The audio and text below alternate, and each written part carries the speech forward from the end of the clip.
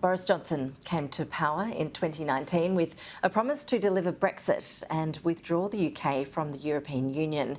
He won a landslide victory in the general election in the same year.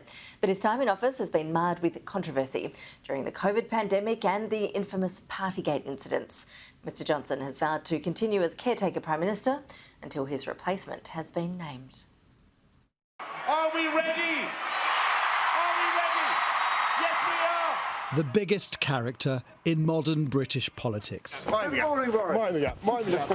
who in beating his way to number 10 This whole debate is about democracy. took the country out of the EU. You must stay at home. In office, he was confronted with one of the deadliest challenges ever faced by any Prime Minister, COVID-19. But was the downfall of this great showman that he simply couldn't survive being seen for who he really was?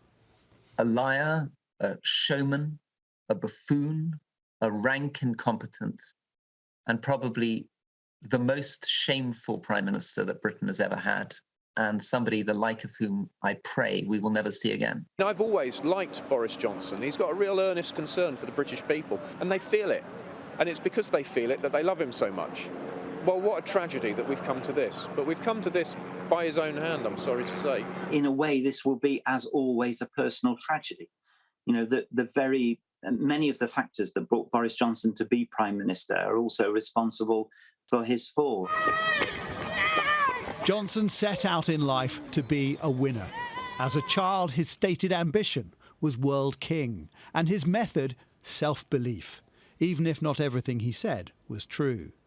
As a journalist, he was sacked from the Times for misrepresentation, and in politics was sacked again from his first frontbench role for lying about an affair. But with celebrity appeal and a radar for popular policy, he became London's first Conservative mayor, dubbed the Heineken politician, reaching parts other Tories couldn't. Thank you for sticking up for London and for the innocent, hard-working people of this city. So why not reach number 10? Get me a ladder. Whether he believed in Brexit or not, joining Vote Leave provided a platform and a policy that appealed to many grassroots Tories. And while Theresa May had first stab at delivering Brexit, Boris Johnson is elected as the leader of the Conservative and Unionist Party. He convinced the Tories and then the electorate that his so-called oven-ready deal was better. I think that his strength really lay in campaigning.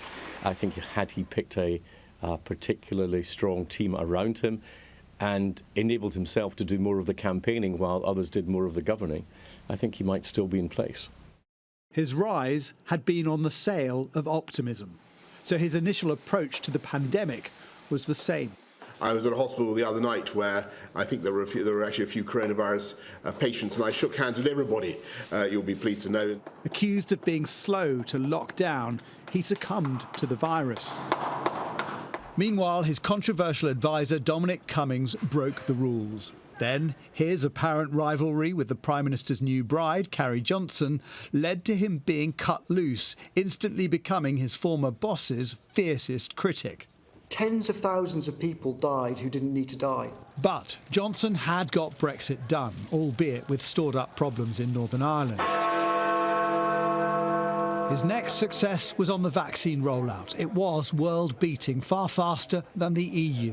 He'd won an 80-seat majority, and he'd been quick to support Ukraine against aggression from Russia. And for those reasons, supporters forgave his failings for as long as they could. His initial support for Owen Paterson, who was guilty of lobbying while accepting cash, the donor-funded refurbishment of his flat above number 11, the number 10 parties during lockdown, and the inconsistencies over what the Prime Minister knew. Nobody said to me, this is an event that is against the rules. Still, a police investigation fined him for breaching his own laws.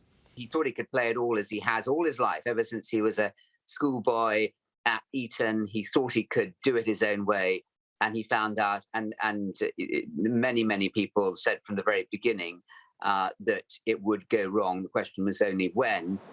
When Deputy Chief Whip Chris Pincher stood down after allegations of sexual harassment, it emerged the PM had been warned of previous behaviour.